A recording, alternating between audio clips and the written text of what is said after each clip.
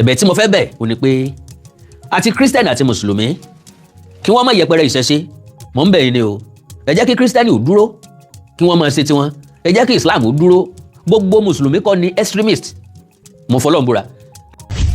bí a bá ti ń bọ̀ ìṣà ní ìgbàdàn sílẹ̀ ó tako ipò mi ó tako ipò ọba nítorí èmi lè fánu ifá tó bá ti sọ pé kí ẹ bọ̀ ìṣà tó ṣe wọn náà. ojúmọ́ ni màá ń dùn mí pé àwọn àkáǹtì oògùn tí ń bẹ lọ́ọ̀ mi mo dáná sun lójúmọ́ ni mo sì máa ń sọ wípé ẹ̀gbọ́n mi kan ló jẹ́ kí n dáná sun. ẹ fún mi ní kíní kan kékeré sí tí mo fi níran mi èmi ó gbà ọ bá mú o. kò sí ẹ̀sìn tó dáa kò sí ẹ̀sìn kan tó lè gbà wá là wípé ẹ̀sìn báyìí o ló máa rescue ìran Yorùbá o kò sí ẹ̀sìn náà ṣùgbọ́n ìṣẹ̀ṣe bẹ́tà. ẹ mọ iye àwọn christian kan wá ní pé kó sì jẹ́ pé ọba yìí christian ló ti jáde. ẹbọ ni kò dáa. ẹbọ ni kò dáa. ẹ sọ̀gùn dáadáa. ẹ sí ogun gidigidi. ó yẹ ká parí dànù o. sáwẹ́ bíbélì lájà lálẹ́ mọ́ mójú ọgbẹ́ àbáwẹ́ kúránì lájà tálẹ̀ mójú ọgbẹ́. Yorùbá Parapọ̀ TV ẹ máa gbọ́ ẹ máa wò ó ẹ subscribe síbẹ̀ ẹ like ẹ bó bá ṣe ń lọ àwa ò ní jákẹ́tì yín ó di sí o Yorùbá Parapọ̀ TV àgbàlẹ́tù ọmọdé làwọ. Awikoko ti fi ẹ̀dùn ọkàn rẹ̀ hàn pàápàá lórí bí ìṣẹ̀ṣe ẹ̀sìn kìrìsìtẹ́nì àti ti mùsùlùmí ṣe rí.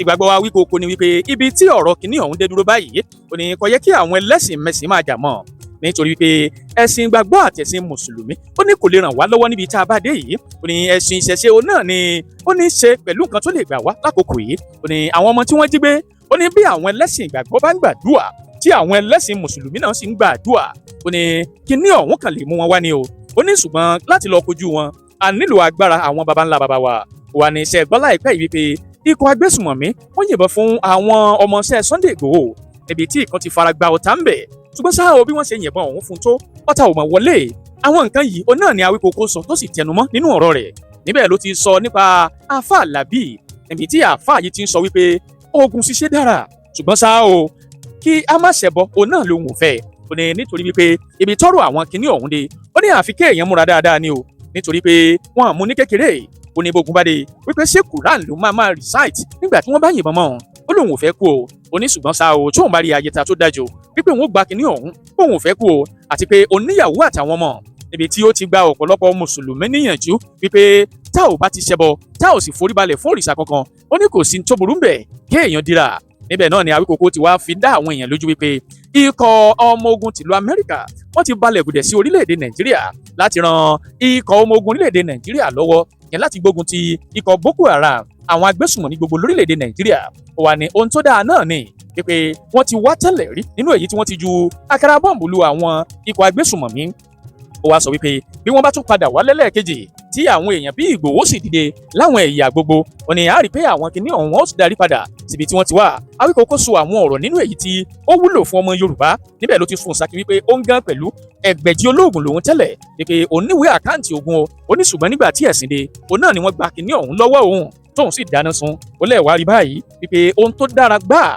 ó náà ni ẹ̀sìn gbà lọ́wọ́ wa wípé ọgbọ́n àtúndà àwọn baba wa tí wọ́n ń dá nígbà náà tí ogun bá dé ó ní ọgbọ́n yìí pátápátá ni ẹ̀sìn gbà lọ́wọ́ wa o ọ̀wà ní bàbá wa rí ẹnikẹ́ni tí wọ́n wá ń lo kinní yìí wípé ká gbárùkù tì ni o níbẹ̀ ni a ti ń sọ wípé àwọn ikọ̀ Gani Adams tí wọ́n jẹ́ APC wípé kí wọ́n ṣiṣẹ́ pọ̀ pẹ̀lú Sunday Igboho ṣùgbọ́n ṣá o Awikoko sọ nínú ọ̀rọ̀ rẹ̀ wípé tá a bá rí àwọn èèyàn bíi Sunday Igboho ní àwọn ẹ̀yà gbogbo pàápàá nílẹ̀ Yorùbá tani ní Ondo Èkìtì Kwara Ọ̀ṣun Ìlọrin àti bẹ́ẹ̀ bẹ́ẹ̀ lọ ẹni ẹ rí i pé kinní òun yóò lọ sódò lọ mú mi o àwọn agbésùnmí wọn sì padà síbi wọn ti wá ẹ wú ọ̀rọ̀ pọ̀ nínú èyí tí Awikoko sọ nínú èyí tó lè ran ọmọ Yorùbá lọ́wọ́ àti èyí tí Olúwo sọ torí Olúwo náà sọ̀rọ̀ ńbẹ̀ níbi tí Olúwo ti tẹnu àbùkù bá gbogbo òrìṣà àtàwọn ládéládé gbogbo nílẹ̀ Yorùbá ṣùgbọ́n ṣá o Awikoko ti sọ̀rọ̀ lórí ọ̀rọ̀ tolúwo àtòrí àmọ́ lọ̀rọ̀ Olúwo lọ́dọ̀ Awikoko ìyàn wa rẹ̀ràn tó bọ́ wá jẹ́gbà àkọ́kọ́ lẹ́yìn wò wá tàbí tí ẹ̀yin gbọ́ wa ṣùgbọ́n ẹ ò tí ì tẹ subscribe button bẹ́ẹ̀ àwa ń bẹ̀ yín ni bá wa tẹ subscribe button sójú ẹ̀ ẹ ta aago tí ń bẹ lẹ́gbẹ̀ẹ́ ẹ bá wa dọ̀rẹ́ káà náà ó sì bá yín dọ̀rẹ́ ẹ má gbàgbé o láti ta aago pélébé tí ń bẹ lẹ́gbẹ̀ẹ́ kúrò ní ọmọ aran yín létí nígbàkúgbà tá a bá ti wà lórí ètò bí wọn àbẹ́tò ọ̀hún bọ̀ ẹ jẹ́ àṣìá ẹ̀ kágbọ́n tí Awikoko sọ o. now níjẹta ńlá àwọn onísùnmọ̀mí kọlu ikọ̀ olóyè Sunday Adéyẹmọ Ìgbòho ìrú ẹkùn bẹ́ẹ̀ bá wo fídíò dáadáa ẹ rí i pé ẹnìkan bẹ́ẹ̀ tí wọ́n yìn ń bàn tí ìbọn ò wọlé sí lára ṣé Kùránì ni ọjọ́ wọlé ni àbí Bíbélì àbí kéwú ẹ rí tọ́jẹ́ pé kàn máa rí ojú rẹ̀ tíntín bí ọ̀nà mẹ́ta ìbọn wọ́n yìn o kò wọlé ni o ayẹta tó jẹ́ ń jiná jojo ní jẹ́ bẹ́ẹ̀ o. so àwọn tó bá fẹ́ fi wá ṣe yẹ̀yẹ́ kí wọ́n mọ̀ wípé wọn ò ríran káàárọ̀ òjíire fi ṣe yẹ̀yẹ́ ara wọn fi ń ṣe yẹ̀yẹ́ ẹ̀yin náà sì mọba tí mò ń sọ Ọlọ́run pín dọ́gba. ẹ̀bẹ̀ tí mo fẹ́ bẹ̀ ò ní pé àti kírísítẹ́nì àti mùsùlùmí kí wọ́n má yẹpẹrẹ ìṣẹ̀ṣe mò ń bẹ̀ yín ni o. ẹ jẹ́ kí kírísítẹ́nì ò dúró kí wọ́n máa ṣe tiwọn ẹ jẹ́ kí islam ó dúró gbogbo mùsùlùmí kọ́ ni extremist mo fọlọ́n búra. ẹbọ ni kò dáa. ẹbọ ni kò dáa. ẹ sọ̀gùn dáadáa. ẹ sí ogun gidigidi. wọ́n yẹ ká pa ẹ́ dànù o. wọ́n yẹ ká pa ẹ́ dànù. àwọn lẹ́yìn àwọn olórí burúkú ni wọ́n o. olórí burúkú ni wọ́n o. àmọ́ kì í ṣe pé kò wá ní kí fúra mílẹ̀ kí wọ́n gbé bọ̀tì ní báyìí. ká gbé bọ̀tì mi. kọ́ máa yìn mí ní pop action. pop action. kí n dẹ̀ kú bẹ́ẹ̀. kí n dẹ̀ kú bẹ́ẹ̀. o ṣeun o ṣeun ọkọ ìyá mi má bínú agbára mi ò ká ni. agbára mi ò ká yòó. tó bá gbẹ́rẹ̀ jẹ́ náà ni lòun bá ń torí ẹ̀ síbẹ̀ fún wa máa làjẹ́ náà tiẹ̀ ibi tó bá ọlọ́pàá fi wá sí. àwọn mùsùlùmí kan ń bẹ tí mẹ́sìn ń wòyàn tó jẹ́ pé wọ́n fẹ́ràn àlàáfíà ju nǹkan mìíràn lọ ṣùgbọ́n wọn tó nǹkan extremist tí ń bẹ láàrin wọn lòun wọn gòkè àwọn mùsùlùmí alálàáfíà àwọn ìpariwo wọn yìí sọ̀rọ̀ kírísítẹ́nì tiẹ̀ sọ̀rọ̀ ní tiwọn extremist kọ̀ọ̀kan ni wọ́n wà nínú ẹ̀sìn christianity tiẹ̀ àwọn oníṣẹ̀ṣe kò sí extremist kankan láàrin wọn mùsùlùmí lọ pọ́ǹchì wọn tán fi jáde sórí ìtàkùn ayélujára tí wọ́n fi hàn déédéé sọ̀rọ̀ mùsùlùmí hàn déédéé sọ̀rọ̀ islam wọ́n ń jáde pẹ̀lú point táwọn muslim náà ń bọ́ tírẹ̀sẹ̀ ni ṣètìlí bọ́ yàtọ̀ síra wọn oníṣẹ̀ṣe ò déédéé jáde ẹ̀yin lẹ́ ń tákò wọn kí wọ́n má bodò kí wọ́n má bọ̀ sún òwò kì í fún òwò lọ́rùn kí wọ́n má bodò kí wọ́n má bọ̀ sún kí wọ́n má sóògùn ẹ̀ mọ̀ pé wọ́n lẹ́lẹ́bọ míwá ẹ̀yin náà dẹ̀ ń gba bẹ́ẹ̀ kú wọlé lọ bá wọn nínú kọ̀rọ̀ wọ́n ń sóògùn fún ẹ̀yin gan sóògùn àrílára yín tó sọ síta sórí social media pé tán bá fóun láyé ta pé òun ọgbà á ọ láwọn ẹlẹ́hà ń bẹ́ lé àwọn ọmọ ń bẹ́ lé ọ̀fẹ́ kan fojú sunkún òun mọ́ bá fóun láyé ta tán bá sọ pé kóun wá sín gbẹ́rẹ́ wọn ó sin lára wọn ni wọ́n arrest ta lọ lọ́hùn nílọrin jò ní gbogbo fídíò ẹ̀ ni mo ní lọ́wọ́ mo ń compile ẹjọ́ torí gbà tí wọ́n bá jọ ìyàwọn ms bàbá ọmọkùnrin o that guy is very very wonderful doing wonderfully well àwọn tó bá kórìíra ẹ̀ wọ́n kórìíra ẹ̀ for yé so ms bàbá bọ̀bá ń gbọ́ I am coming mo ti sọ lórí program jọ kan pé mo fi ṣàwàdà pé I am coming for you I am not coming for you I am coming to join you. wọ́n bò sínú Kùránì o ìdí wọ́n fi ṣe ti bá ń bùdà àsìkò yà fẹ́ rí ni gbáwù kó tó dún o ti lọ tẹ́ ń bá rí èmi ó gbà o bẹ́ẹ̀ yàn fún mi ní kíní kan kékeré sí tí bò fi níran mi èmi ó gbà o ẹ bá mú o ọ̀nà bẹ́ẹ̀ yẹn ò dà tó má kíyàn mú ó dà ó gbà àwọn ọmọ tán wọ́n bẹ́ẹ̀ nísìn bẹ́ẹ̀ yàn fún mi ní nǹkan pé kí n dì í pé kí n fi lára pé ìbò fi níran mi ń gbà lọ́wọ́ rẹ o kí n fi ṣe ẹ̀mí kú o láyé àwọn ọmọ mi bẹ́ẹ̀ lé o àtìyàwó mi o tí má fi lè kú tani mo fi tó wọn àwọn ọmọ tán kó ní Ògbómọ̀ṣọ́ yẹn àti pásítọ̀ àtàfà ṣé bó ti wá dàrún wọlá ọ̀nà lọ́rin òyìn sì báyìí láti lọ tàbí débí ọ̀nà dání o àwọn kan tí ń rìn àwọn kọ̀máṣíà àwọn ọkọ̀ gáàjì kódà tá a jọ rìn láti lọrin dé Ìbàdàn wọn ò tó mẹ́ẹ̀ẹ́dógún àwọn káà wọ́n lọ dúró nìkan ni o ojú oró ń bẹ lójú ọ̀nà o àwọn tí wọ́n fẹ́ gbẹ̀yàn àwọn à ń tòsí o ẹni tí wọ́n gbé ló họ o àwọn bíbù yẹn wọn ò sá fún anybody wọ́n dúró náà ní síbi tí wọ́n wà pé tí wọ́n bá bí ire ẹ máa bọ̀ ọ̀nà lọ́rin ò dáa síbàdàn lásìkò yìí wọ́n wà bẹ́ẹ̀ wọn ò dẹ̀ sá wọn wà láwọn bẹ́ẹ̀ àwọn náà lu àyà níní ni oògùn kọ́là wọn fẹ́ lò ntọ́lọ́run dá tó dá sórí ilẹ̀ ayé ntọ́má dìbà kan tó fi kojú Boko Haram àbí kojú banditi tí ó bá ti mú wọn agbára Ọlọ́run ni. ẹ fún mi ní kíní kan kékeré sí tí bò fi níran mi èmi ó gbà ọ ẹ bá mú o ọ̀nà bẹ́ẹ̀ yẹn ò dà tó má kíyàn mú ó dà ó gbà àwọn ọmọ tán wọ́n bẹ́ẹ̀ nísìnyí bẹ́ẹ̀ fún mi ní nǹkan pé kí n dì í pé kí n fi lára pé ìbò fi níran mi ń gbà lọ́wọ́ rẹ o. iná ni wọ́n ń ṣe mí lẹ́mọ̀ pé àwọn tí wọ́n ń ṣe ìkárù ìdìde Sunday Igboho pé òun fẹ́ lọ kojú wọn tán tún ní kó má lọ wọ́n fẹ́ máa sọ́ di ọ̀rọ̀ ẹ̀sìn. èèyàn mú nǹkan tó fẹ́ fi kojú nǹkan dání ẹ tún criticize ẹ̀yin ò lè lọ ẹ tún criticize ẹ fẹ́ gbọ́lá fún oògùn kò sẹ́ni tí ó mọ̀ kí Ọlọ́run dóògùn lọ ó kálukú ló ní ìṣèlú àti ìdàlú rẹ̀ níbi tá a wà yìí ọ̀rọ̀ ti di pé n tó bá kàn tá a lè fi kọ́ńkà kìíní yìí ní ká lò anything tí wọ́n ti lè fi kọ́ńkà kan tẹ́yọ̀ fi ní ìsinmi kọ́ fi kọ́ńkà ẹ̀kú wá tù ní. gbogbo nǹkan mọ̀sánú ó imma min hajari aw min shajari aw min hadidin aw min al-ma'i gbogbo nǹkan láyé kò lè kọjá igi èèpẹ̀ òkúta omi gbogbo àwọn kan tá a wí ta ló dáa bẹ́ẹ̀ bá di pọ̀ tó lọ́yà ti fi kọjú banditi kìí ṣe nǹkan tí ò dáa.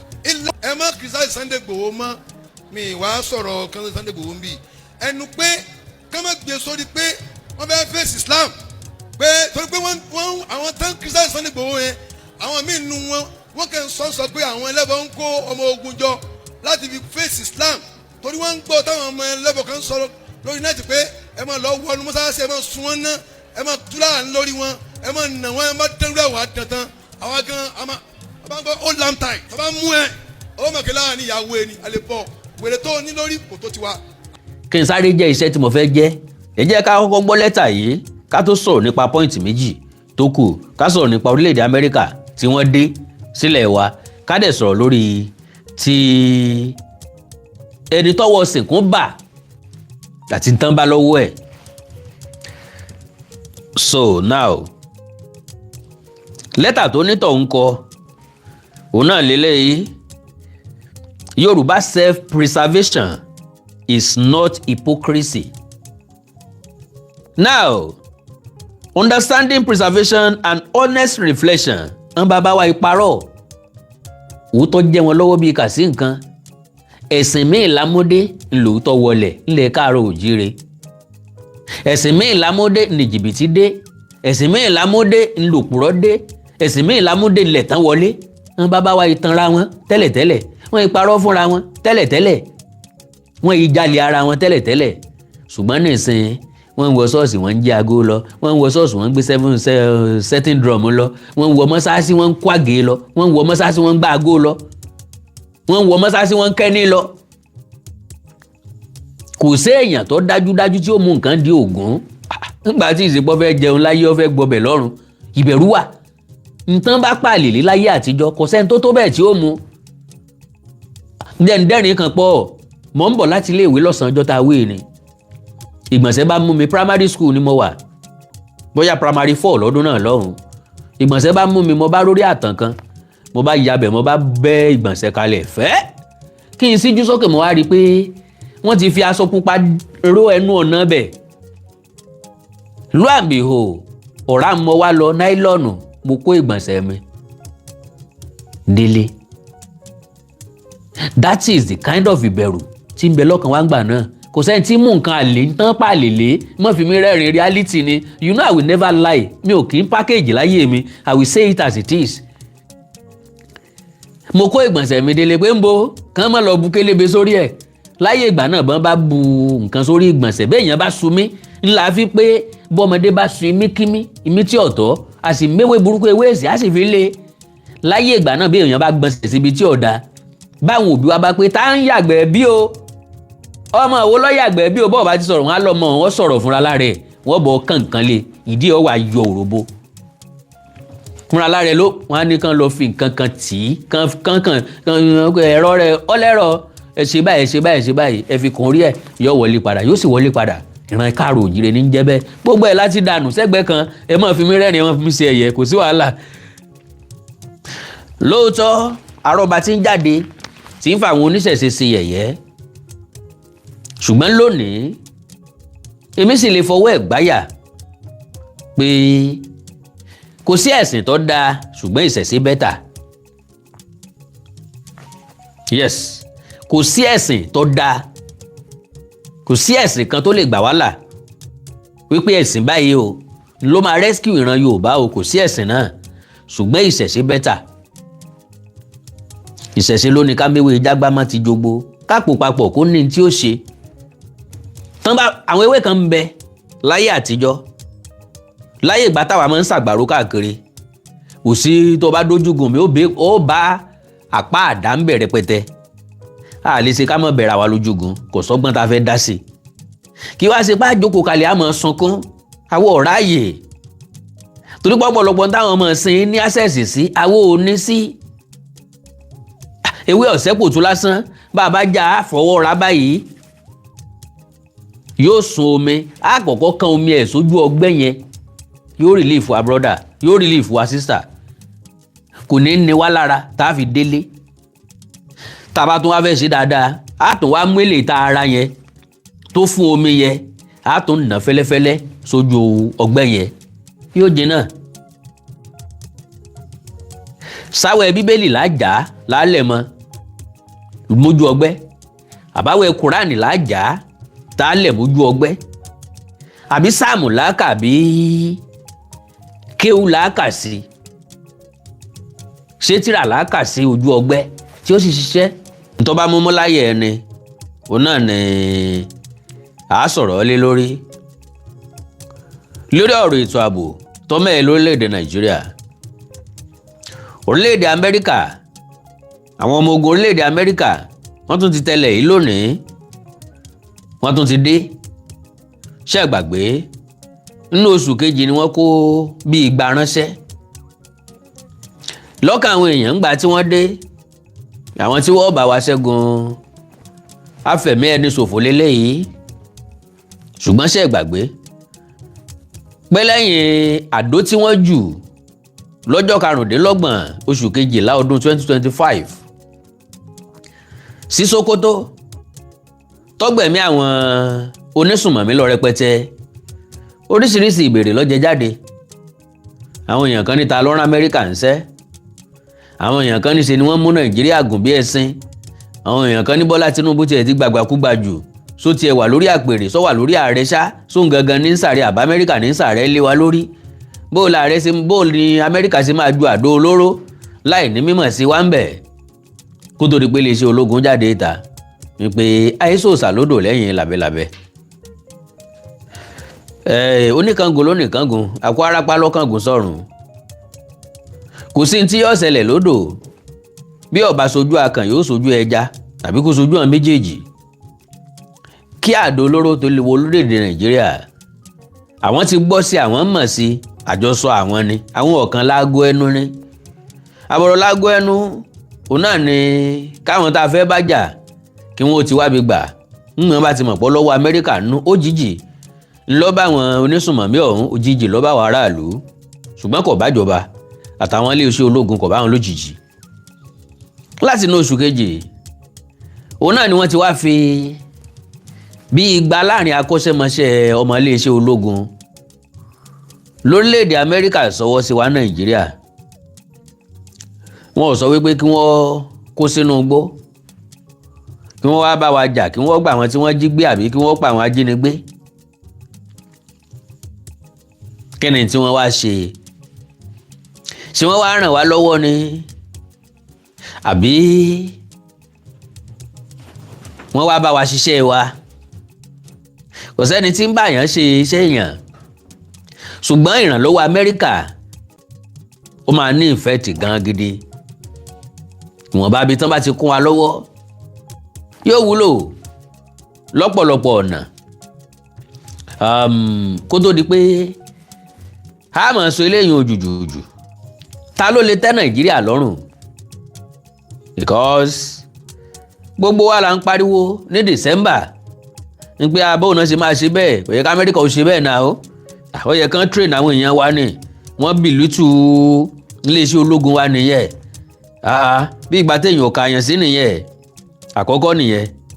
Ẹlẹ́ẹ̀kejì ni pé látàrí ìjínigbé tó gogò lórílẹ̀‐èdè Nàìjíríà, gbogbo àná là ń pé bá pa Nàìjíríà ò bá ka, wọ́n nílò ìrànlọ́wọ́ àwọn ilé òkèèrè kí wọ́n pè wọ́n kí wọ́n ràn wọ́n lọ́wọ́. Amẹ́ríkà tún yọjú, a tún bẹ̀rẹ̀ sí ní sáátá, a tún bẹ̀rẹ̀ sí ní pẹ̀gàn, a sì tún bẹ̀rẹ̀ sí ní wáwáwí. Ta ló lè táyé lọ́rùn? Ta ni ó tẹ́ dá lọ́rùn? Sínú ilé ọ̀tàn ni? Ta ni ó tẹ́ dá lọ́rùn? So òun ló wá jẹ́ kí n wò wípé dídé tí wọ́n dé lónìí, dídé tí wọ́n tún dé lọ́tẹ̀ yìí, kí ni tí wọ́n bá wà gan-an?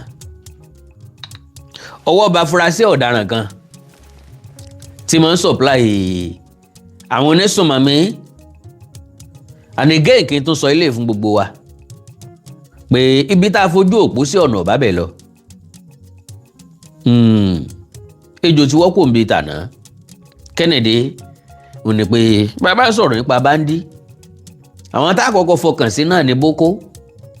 Mo láǹfààní àti sọ fún wa wípé ìbẹ̀rù àwọn Lákúráwá ńlọ́gbòde kan kì í ṣe tàwọn Boko gangan, torí pé wọ́n ti mọ àwọn yẹn ni wọ́n sọ wípé wọ́n burú jù báyìí. Àwọn Boko tiẹ̀ sì ń jìyàn gbé, bí wọ́n ń ju àdó lásán ni. Àwọn eléyìí wọn láwọn ború, ìsìn ọ̀kọ́ kú ni wọ́n, ẹ̀ ń bá lè kú ó kú, ẹ̀ ń bá lè yè ó yè ni.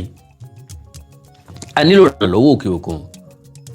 orílẹ̀-èdè Amẹ́ríkà ti dé ẹnìkan náà tún wá kọ lẹ́tà ránṣẹ́ sí gbogbo ọmọ Nàìjíríà gbogbo ọmọ Yorùbá ògùn tí ì ṣe tẹ́ni ọjọ́ tọ̀fọ̀ lóòótọ́ nínú igi ni ẹ̀ka ti jáde bí igi ọ̀bá lálàáfíà ẹ̀ka ò lè gbádùn torí pé igi tó dúró ni yóò gba omi mu látara ẹ̀kàn ńgbà tó ń bá gbomi mu ńlẹ̀ ká ó tó láǹfààní àti mumi ó túmọ̀ sí wípé I love you too sir I love you too ma ó túmọ̀ sí pé gbogbo apátápátá la nílò ara wa kí ni tí mo ń gbìyànjú àti sọ ò ní pé bílẹ̀ káàró òjìrè bá ti lálàáfíà àwọn apá kọ̀ọ̀kan lórílẹ̀‐èdè Nàìjíríà àwọn náà lálàáfíà ilẹ̀ káàró òjìrè àlàáfíà ń bẹ ńlẹ̀ yìí tẹ́lẹ̀ a máa ń fira wá yangàn pé tó bá wù wọ́n kí wọ́n fira wọn dá lókè ọ̀yà lára pé ọ̀sẹ̀ tó bá wù wọ́n kí wọ́n fira wọn gún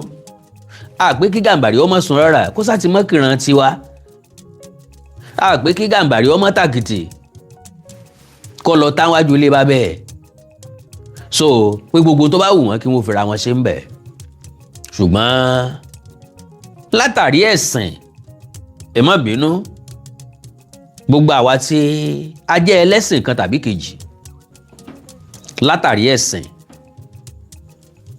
oyin wa ti sọ adùn ẹnu now kí n tó sọ̀rọ̀ tí mo fẹ́ sọ ẹ jẹ́ kí n sáré brief lé páńpá gbólóhùn méjì péré ni ǹjẹ́ lẹ mọ̀ wípé àkọ́kọ́ ni pé ìdáni yóò pera rẹ̀ lẹ́rú ìkejì ni pé wọ́n á máa kí Ṣàngó lóòṣà tí búra ẹ̀sán wọ̀nyí ẹ̀sìn kan bẹ́ẹ̀ ńlẹ̀ yìí tó jẹ́ pé àwọn ẹlẹ́sìn ọ̀hún gangan ni wọ́n farabalẹ̀ ba ẹ̀sìn ọ̀hún jẹ́ fúnra wọn àwọn ẹlẹ́sìn gangan àwọn tó lẹ̀sìn gangan kì í ará àta o ìbínú yẹn ò ní wá láti ìta o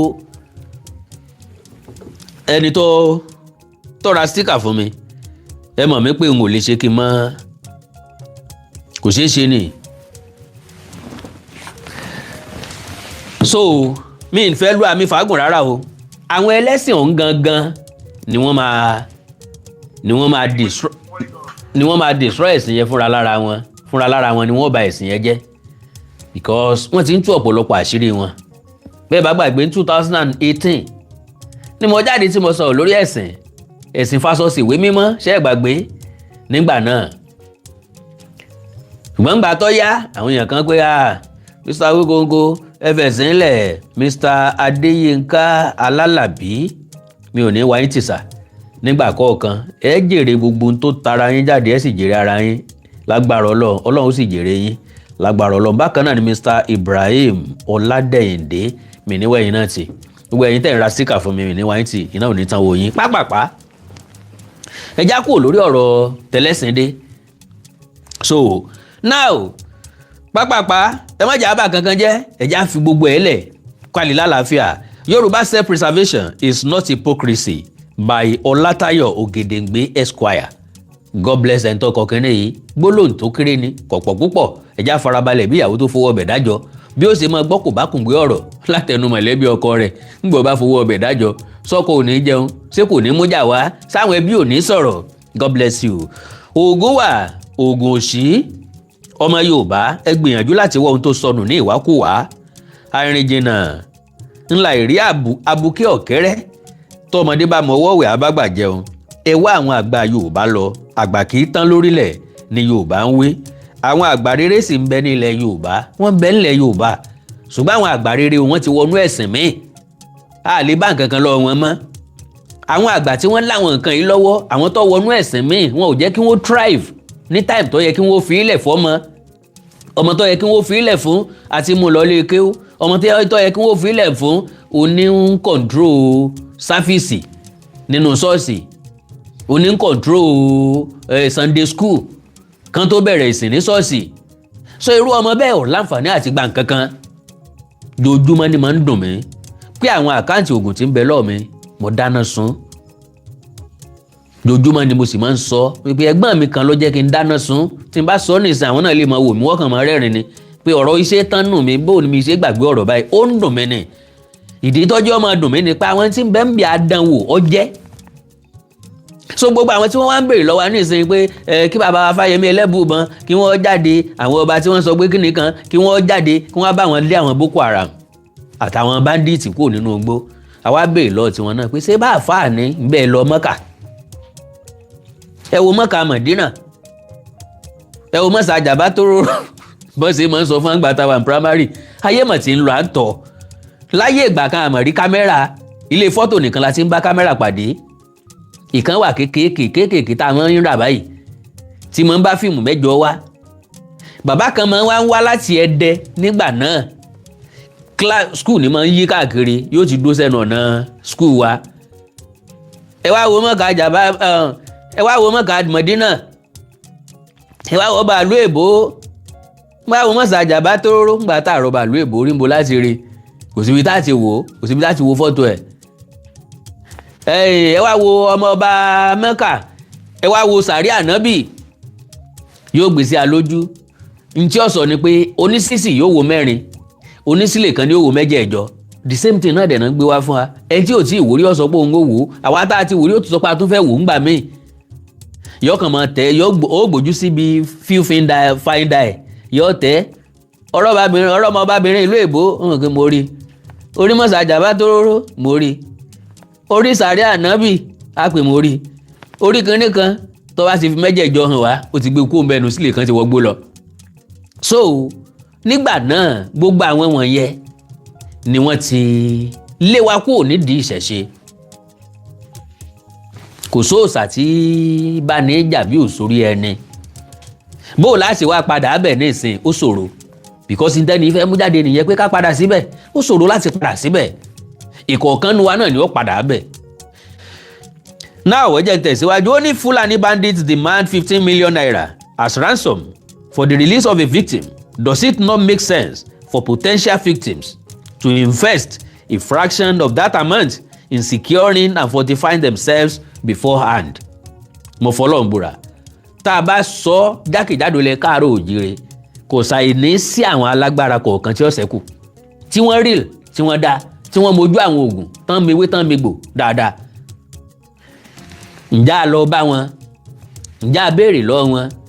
Ǹjẹ́ a lọ béèrè ìrànlọ́wọ́ lọ́wọ́ wọn? Because majority àwọn àgbà ńlẹ̀ yìí wọ́n á dúró ní dúró wípé ó rìn ni kò tí ì já ń jẹ, bó bá já ń jẹ ẹ mọ̀ bí tó yẹ kẹ́ ẹ wá. Onírọ́ lọ́pọ̀ jù, àwọn tí ó jẹ lọ́pọ̀ jù, àwọn ni ó máa ń sábà ṣe kíní lórí social media. Bó o láṣẹ mi lé àwọn kan bẹ tó jẹ́ pé ó ní dán lásán ni wọ́n. So àwọn àgbà yìí sì wà, bó o láṣẹ mọ̀ wọ́n, ǹjẹ́ a lọ bá wọn, ìgbé ayé wo ni wọ́n ń gbé, ṣé wọn ò ti fẹ́ kú tán?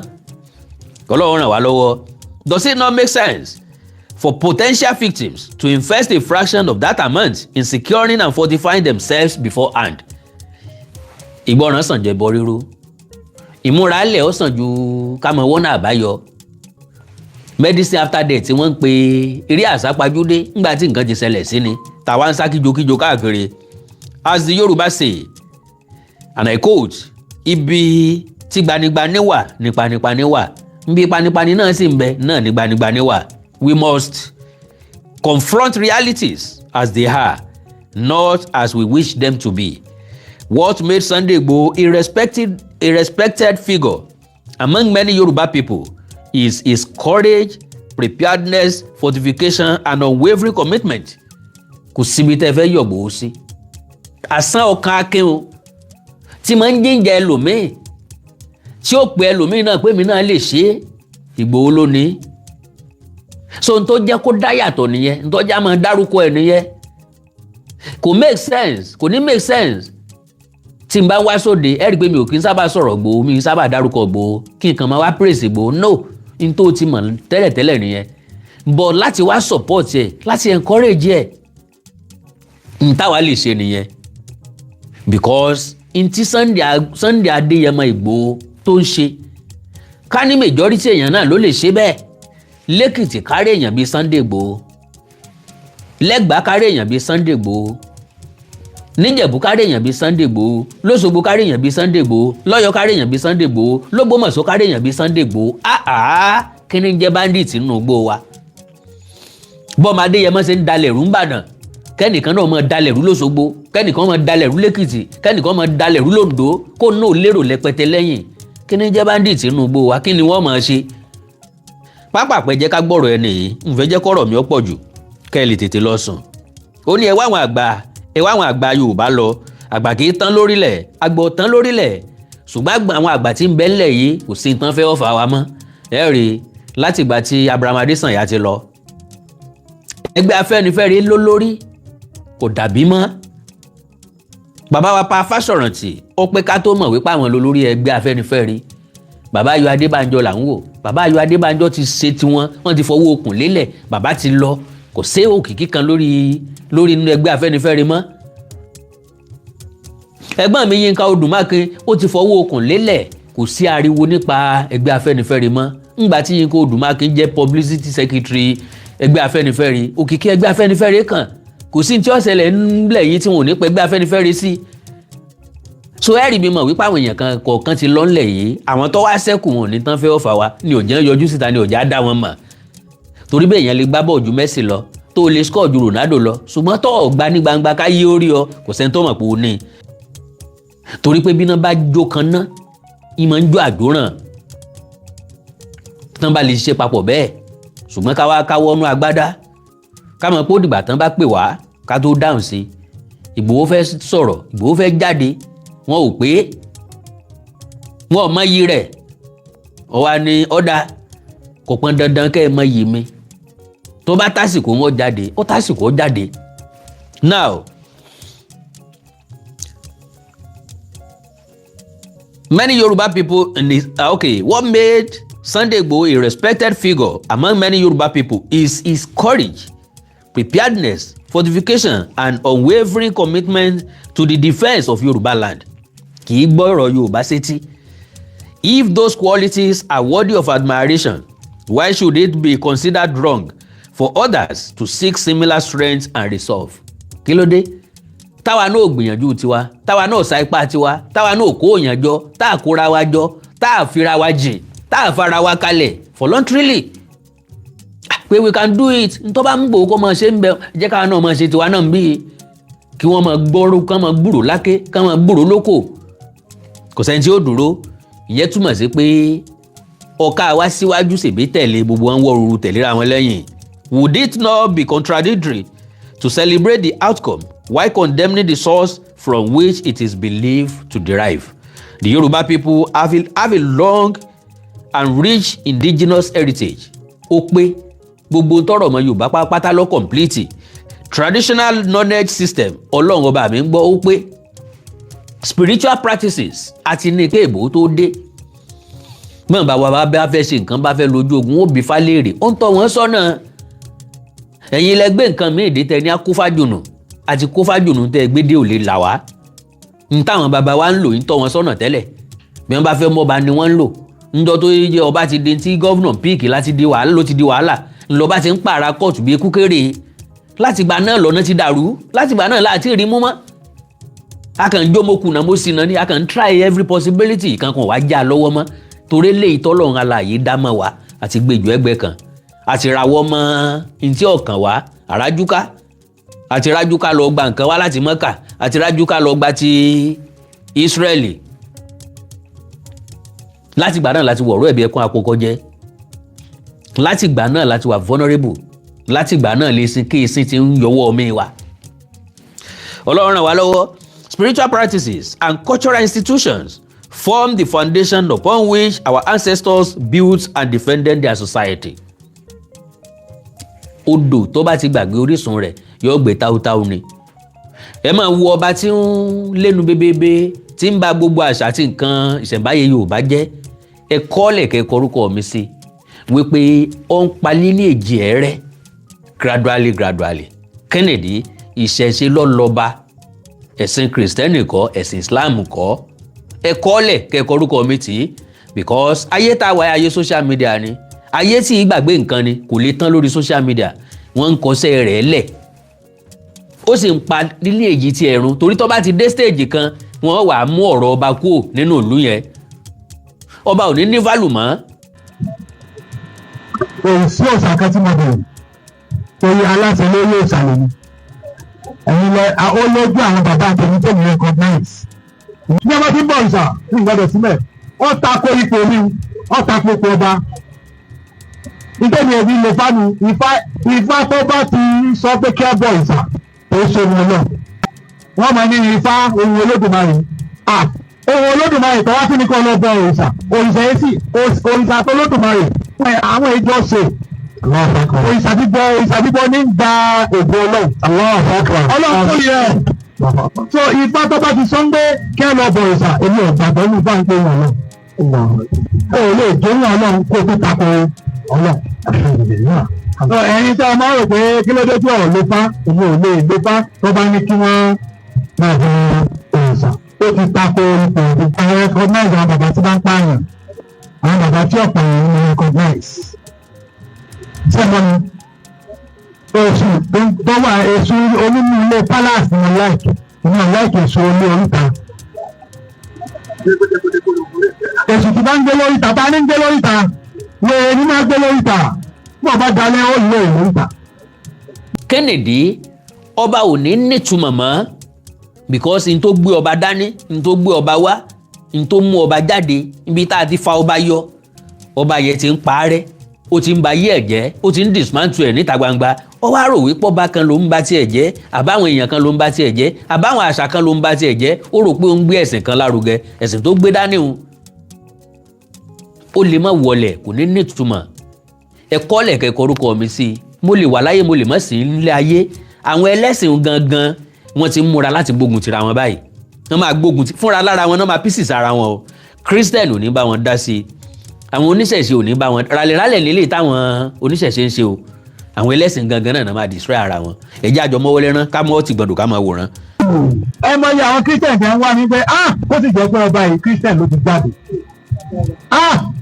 kó jẹ́ pé Christian ló ti jáde ìdí wọ́n máa fẹ́ wọ́n ní kó sì jẹ́ Christian àbábàjẹ́ àfọlábàjẹ́ ní àbúrò. I do not believe that adherence to any religion should compel us to reject or disparage the heritage of our forefathers. Honestly, kéèyàn jẹ́ Christian kó jẹ́ Mùsùlùmí kò túmọ̀ sí pé ká pa àṣà ìrandíran wa rẹ́ rárá. Now, respect for one's roots is not compatible with personal faith. Ọ̀tọ̀ níran, ọ̀tọ̀ lórírun, ọ̀tọ̀ lórísun, ọ̀tọ̀ lẹ́sìn. Ẹ̀sìn ní ta nígbàgbọ́ nínú ẹ̀ kálukú ló lè nígbàgbọ́ nínú different ẹ̀sìn. Àwọn kan sì ń bọ ìsùndò ní, àwọn kan ń bọ yadò ní, àwọn kan ẹ̀sẹ̀ parí ọdún Ifá ni.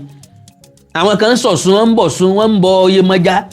Wọ́n nígbàgbọ́ nínú ẹ̀, wọ́n sì láyọ̀ láti máa sìn. Ẹ má discourage wọn, ẹ má pè wọ́n lẹ́lẹ́bọ.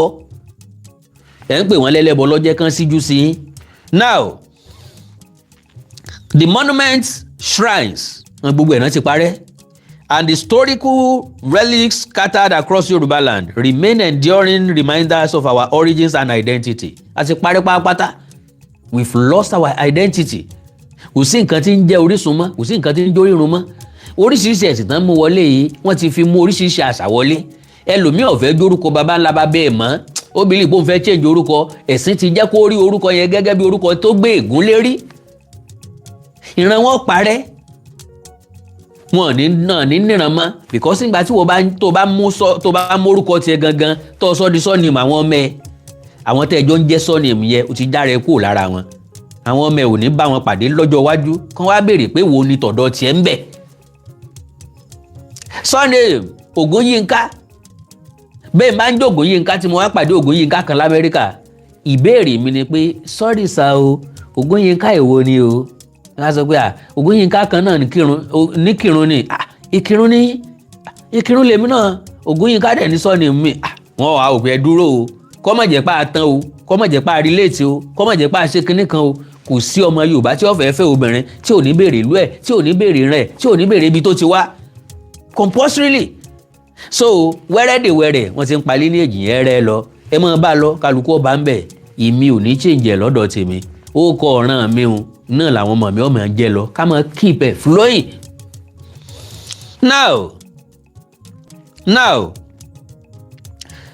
our collective history deserves understanding, preservation, and honest reflection. ọlọ́run ọba mi ń gbọ́ ká lọ́lọ́ ń ṣe mí lólówó ni àwọn ìtàn ilẹ̀ Yorùbá kan ń bẹ ń bá sọ de eré àgbéléwò àwọn complete ìtàn kan ń bẹ tí ń bẹ lọ́wọ́ mi táwọn èèyàn ò kì í portray ẹ̀ bó ṣe rí ń bá portray ẹ̀ ṣùgbọ́n wò ló lọ ọlọ́run ràn mí lọ́wọ́. ilẹ̀ Yorùbá ò ní parun nígbà tèmi ìwọ náà ń kọ́ gbogbo àná la máa ń sọ bẹ́ẹ̀ Yorùbá shall not perish in my lifetime. What about you? Let us therefore be mindful of what we hear and how we hear. We must deliberate carefully on what we embrace and allow wisdom to guide our choices and actions. Ọlọ́run ràn wá lọ́wọ́. Lẹ́tà tí onítọ̀hún mú wá fún ìrànkáàrọ̀ òjìrè that is by Ọlátáyọ̀ Ògèdèǹgbé Esquire. Àláfíà Olódùmarè kó máa bá ń bá bàbá yìí níbi tán bá wà. Ọ̀rọ̀ ńlá ni wọ́n sọ ó kéré lóòótọ́ ṣùgbọ́n ó ní kìmí ó sì ní point tó pọ̀. Now eléyìí ọmọ onísùnmọ̀mí tí wọ́n arrest God bless you sir, God bless you ma. Nigerian Army intercepts terrorist logistics supplier, recover 150 combat boots in Zamfara. June 25, 2026. Troops of Sector 2 of the Operation Fansa Yamma have arrested a suspected logistics supplier to terrorist group and recovered 150 pairs of combat boots. Ẹ ti máa rí picture lórí thumbnail mi. And other tactical items in Zamfara. Gbogbo ẹ̀ náà lè máa rí tán display síbẹ̀. This is contained in an operational report made available to the news agency of Nigeria on Thursday. According to the report, the suspect was apprehended along the Sokoto-Gusau road during a routine stop and search operation conducted by troops on Wednesday. It's noted that disrupting the movement of equipment and supplies to criminal elements was critical to weakening their operational capabilities and limiting their ability to launch attacks. Wọ́n bá ń kọlù wọn lọ́tún lósì bẹ́ẹ̀ kò ní fún wọn lóore ọ̀fẹ́ láti máa re-strategize yóò máa dí agbára wọn kù. Mo ń wo fídíò kan níbi táwọn báńdí tí wọ́n ti ń ti alùpùpù ọ̀kadà wọn lọ wọn ò répo sínú ẹ̀ tó bá jẹ́ ńgbà kan ni epo ń flow sí Chad, epo ń flow sí Niger, epo ń flow sí Cameroon, gbogbo yẹn ni Bọ́lá Ahmed Tinubu ló ti ṣẹ́ wọn léegun ẹ̀yìn ń bẹ̀. So gbogbo àwọn nǹkan yẹn wọ́n máa dín activities wọn kù pẹ̀lú ògo Ọlọ́run because tẹ́ ẹ bá wò dáadáa tá a bá rí camouflage lọ́rùn àwọn onísùnmọ̀mí yìí tán wọ kámò sọ́jà tán wọ yúnífọ̀mù sọ́jà tán dé fìlà sọ́jà a máa wò pé nbò náà ti rí sáwọn sọ́jà ló kó fún wọn wọ́n ń rà ní tuntun ni o àwọn èèyàn kan ló ń kó fún wọn àwọn èèyàn kan ló ń tà á fún wọn o ní ready made o complete aṣọ sọ́jà ni ibi tán bá ti wá rí àwọn ọmọ. The army stated that the suspect was travelling in a Honda Civic vehicle when soldiers discovered a cache of military-related items concealed in the vehicle. They said, and I quote, "Items recovered from the suspect included 150 pairs of combat boots, 3 jackknives, 3 electric shockers, a tear gas canister, a military beret, and a belt. Troops also recovered 2 Android mobile phones, an iPad, a digital wristwatch believed to be of intelligence value." Àwọn boko àwọn bandi wọ́n ń lo intelligent value wristwatch. Aago tó jẹ́ pé bóyá bó bá ti wà lọ́wọ́ wọn tán bá ti ń sọ̀rọ̀ àwọn ẹgbẹ́ wọn máa gbọ́. Aago tó jẹ́ pé bóyá bí èèyàn bá wà ní iye kìlómítà kan sí wọn yóò mọ̀ fún wọn ní sáyìn pé ọ̀tá wà nítòsí o ọ̀tá wà nítòsí o. Alright, iléeṣẹ́ ológun wa sọ ìtàwọn náà ní lọ́wọ́. The report described the arrest as a major breakthrough in ongoing efforts to dismantle logistics and supply networks supporting terrorist and bandit activities across the northwest. Bẹ́ẹ̀ bá dẹ̀ sọ̀rọ̀ ẹ sọ pé Tinubu ò ṣe nǹkan kan. Tinubu ń gbìyànjú, àwọn tó ránṣẹ́ náà ń gbìyànjú, nǹkan ti bàjẹ́ kọjá ààlà kó tó dé. Yóò rí rescue díẹ̀ kó tó parí ọdún 4, yóò gbìyànjú rescue eléyìí tó kù tó bá parí ọdún 8. God bless you. Àwọn eléyìí ló yẹ kí wọ́n bá wa wọgbó Old Ọ̀yọ́ National Park níbi tí wọ́n sọ pé wọ́n gbé àwọn ọmọ wa sí láti gbà yìí tá a gbọ́ nǹkan kan mọ́ tí gbogbo ẹ̀ ṣe wín bí omi inú kété. Ikọ̀ kan ní wọ́n ti gbé wọn lọ sí Kaduna. Àwọn iléeṣẹ́ ológun sọ pé kò sí ti ń jẹ́ bẹ́ẹ̀ wọ́n ní wọ́n wà nù Old Ọ̀yọ́ National Park títí dọ̀la. Àwa náà nígbàgbọ́ bẹ́ẹ̀ kò sí wàhálà o. The assurance was given by Commander of the United States Special Operations Command Africa Skoka Africa, Major General Claude Tudor, during a visit to the headquarters of the Theatre Command, Joint Task Force Northeast Operation Adinkai OPHK at the Maimalari Cantonment in Maiduguri on Thursday. According to military authorities, the visit was aimed at strengthening the existing security cooperation and strategic partnership between Nigeria and the United States. It was noted that this is in furtherance of ongoing efforts to combat terrorism and insurgency in Northwest Southwest. During the engagement, Major General Tudor commended the Nigerian military operation Adinkai for its operational achievements and described the collaboration between the United States and Nigeria as a model of effective military partnership in fight against insurgency. He praised the integration of United States Special Operations personnel into Operation Adinkai. Wọ́n ti wà láàrin wọn already, noting that the sustained collaboration, mutual trust, and shared commitment between both countries remain critical to achieving lasting peace and restoring stability in the region. The Skoka Africa commander also acknowledged the efforts of Operation Adinkai in counter-insurgency operations, expressing appreciation for the opportunity to interact with the Theatre Command and assess ongoing military operations.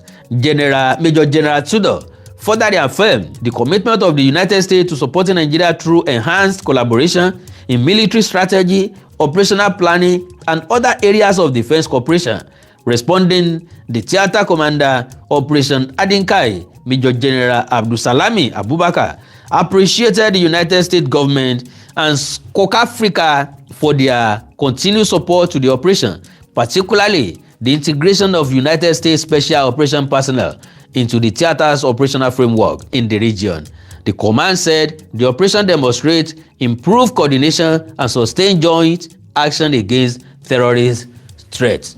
Ẹ̀já kó orílẹ̀-èdè Amẹ́ríkà pé wọ́n kú iṣẹ́ takuntakun pé a pè wọ́n sì jẹ́ wa, ẹ̀já fọkànbalẹ̀, ẹ̀já ní sùúrù. Gbogbo tó ń hó sọ̀mùsọ̀mù lónìí yóò ròkun gbàgbé, yóò sinmi.